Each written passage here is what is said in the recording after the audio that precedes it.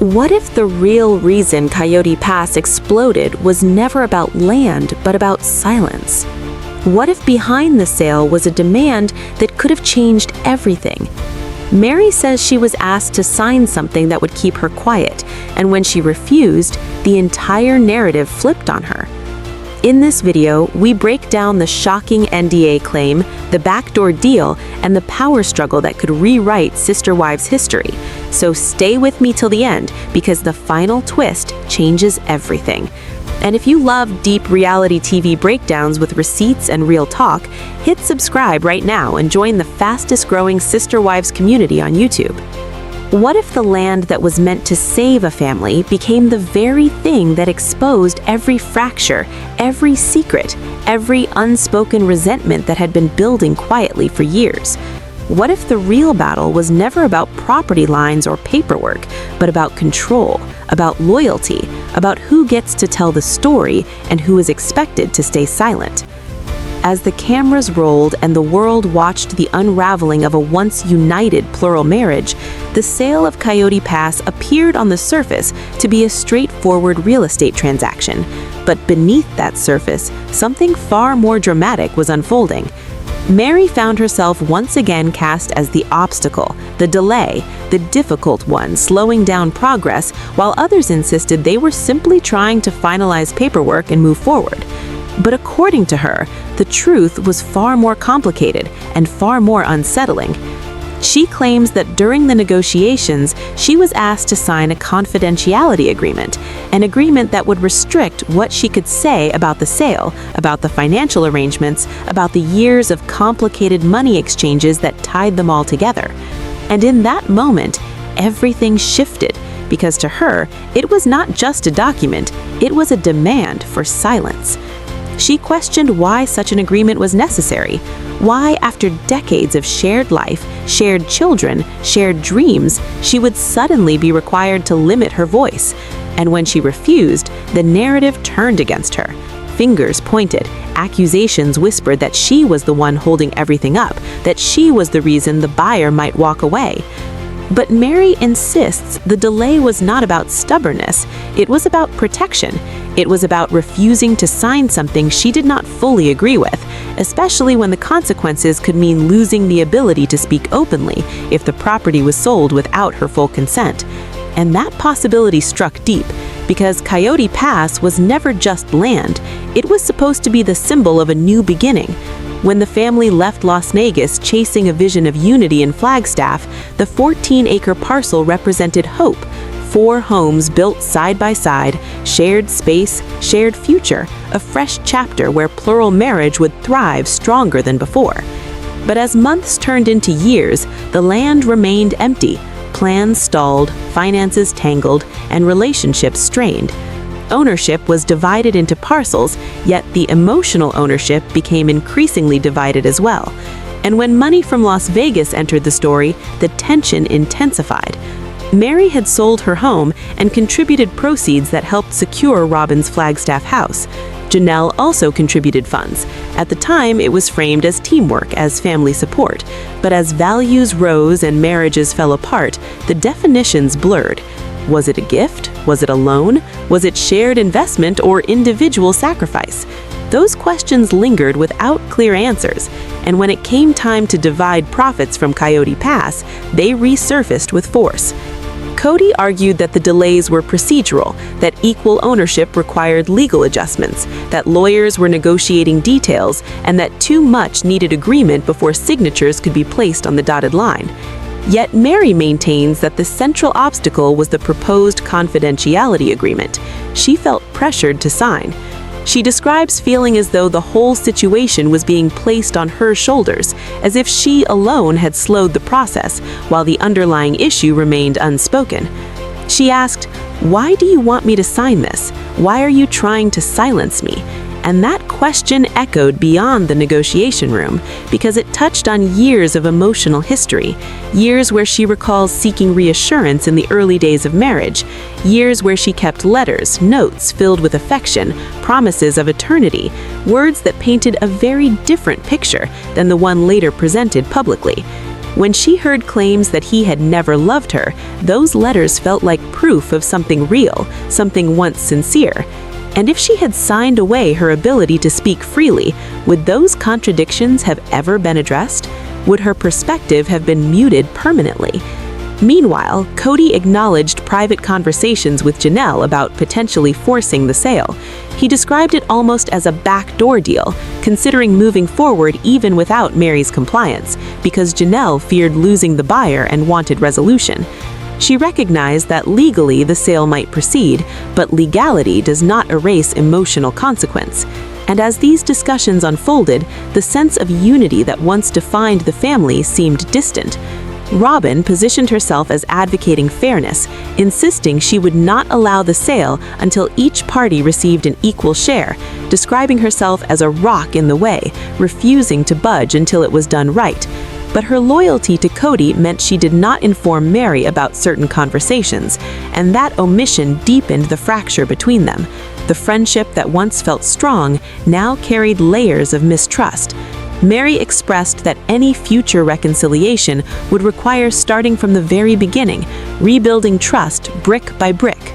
Because once silence enters a relationship, it is difficult to remove. And through it all, viewers are left with unanswered questions. What exactly would the confidentiality agreement have covered? Financial details, past disputes, private conversations? And why was it introduced at this stage of the sale? Why, when transparency was most needed, did secrecy become part of the conversation?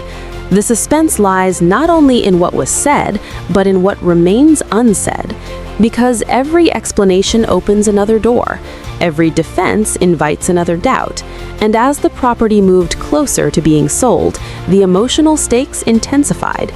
Mary drew firm boundaries during video calls, refusing to engage in friendly banter after hearing what had been said about her on camera. She chose business over nostalgia, and that shift unsettled the dynamic.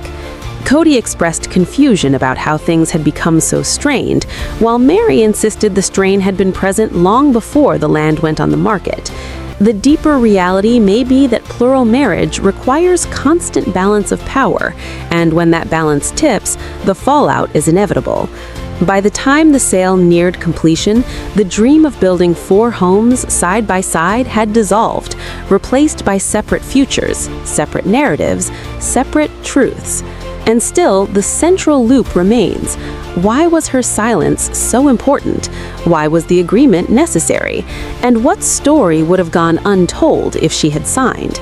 As viewers, we watch not simply for shock, but for understanding, because this conflict highlights the fragile intersection of finances, loyalty, and voice within any family structure. The sale of Coyote Pass may close a chapter on shared property, but it opens a larger conversation about agency, about the right to speak, about the courage it takes to say no when agreement feels like surrender. And just when it seems the dust is settling, another reflection, another memory, another interview emerges, reminding us that this story is still unfolding, that the emotional ledger has not fully balanced, and that the legacy of Coyote Pass will linger as a cautionary tale about transparency, trust, and the cost of silence. As the dust from the alleged confidentiality agreement refusal continued to swirl, the deeper layers of the Coyote Pass conflict began surfacing, revealing that the land was only the surface of a far more complex emotional and financial reckoning. Because long before signatures and buyers entered the picture, there were years of blurred boundaries, shared sacrifices, and undefined expectations that slowly eroded trust. Mary's stance was not formed in a single meeting. It was shaped by decades inside a plural marriage, where resources were pooled, dreams were spoken collectively, and yet security often felt uneven. When she and Janelle contributed proceeds from their Las Vegas homes to help secure Robin's Flagstaff property, it was presented as unity, as building something for the family as a whole. But as time passed and relationships fractured, that generosity felt less like shared progress and more like imbalance, especially as Robin's home appreciated significantly in value while other marriages deteriorated. The question of whether those funds were a gift or a loan never received the clarity it deserved, and that ambiguity returned with force when it came time to untangle Coyote Pass profits. Cody maintained that he had invested additional money into the property and that certain proceeds were rightfully his, framing the negotiation as a matter of fairness and accounting. Yet, from Mary's perspective, fairness required more than spreadsheets. It required acknowledgement of the emotional labor, the years of commitment, and the sacrifices made under the belief that the family operated as a collective unit. When the sale discussions intensified and the alleged confidentiality agreement entered the scene, it represented to her not simply a legal precaution, but a shift toward control. Because if the property could be sold without her consent, while simultaneously restricting her ability to discuss the circumstances, then the balance of power felt undeniably skewed. And that fear was amplified when Cody admitted he had explored the possibility of forcing the sale through private discussions with Janelle, describing it almost casually as a backdoor option. While Janelle expressed concern about losing the buyer and emphasized practicality, her willingness to consider a forced path revealed how far the family dynamic had drifted from consensus-driven decisions. The unity once promoted publicly now appeared fragmented, with strategic conversations happening in pockets rather than collectively. And Robin, though she asserted she fought for equal 25% shares for each party, also acknowledged that her loyalty to Cody prevented her from warning Mary about certain discussions, deepening the perception that alliances had shifted irreversibly. The emotional weight of that realization cannot be understated, because Mary once described Robin as a close confidant, someone she trusted. Yet trust, when tested by secrecy, becomes fragile, and rebuilding it requires more than assurances. It requires transparency that may no longer feel possible. Meanwhile, adult children observed from the sidelines, navigating their own strained relationships with their father. As tensions continued to rise, the emotional distance between the family members became impossible to ignore. What once felt like a shared mission now felt like a battlefield of unresolved resentment and silent accusations. Every meeting about Coyote Pass carried an undercurrent of frustration, with conversations quickly shifting from practical planning to personal grievances. Mary felt that her loyalty over the years had been overlooked and minimized. Janelle questioned the fairness of financial decisions. Christine reflected on how long she had suppressed her own doubts, and Robin found herself defending choices that others viewed with suspicion, while Cody insisted that his leadership had always been for the good of the entire family. Yet his words no longer carried the same authority they once did.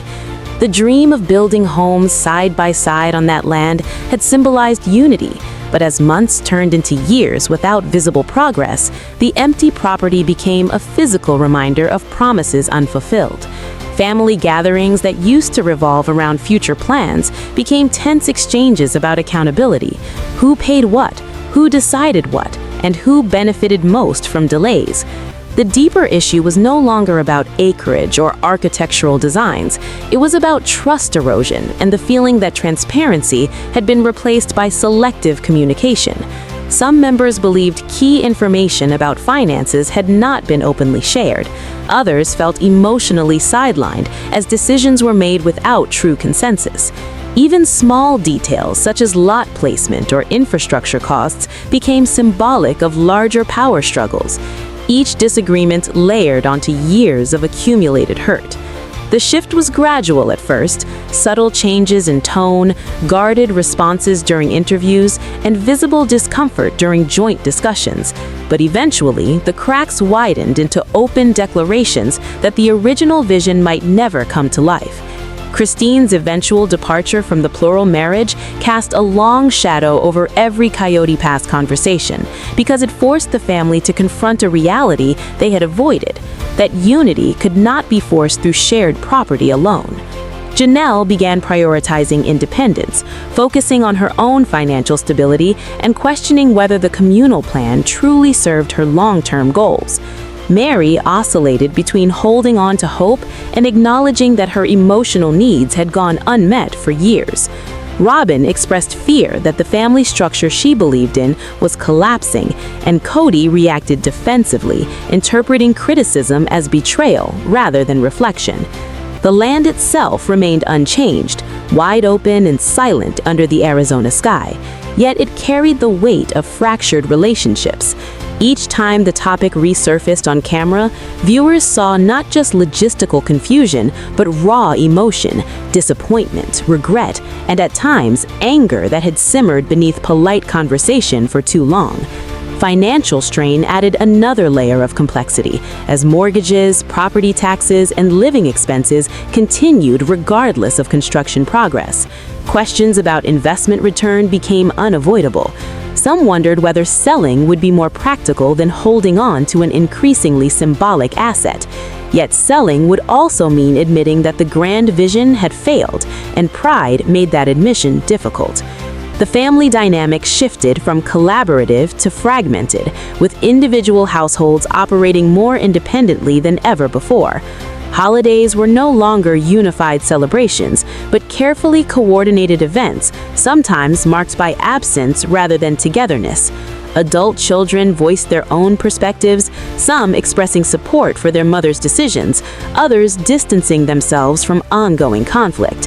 The generational impact of the Coyote Pass saga became evident as the younger family members evaluated what stability meant to them. Watching the adults navigate public and private disputes, Cody's insistence that leadership required decisive action clashed with the one that left her feeling peripheral carried its own cost.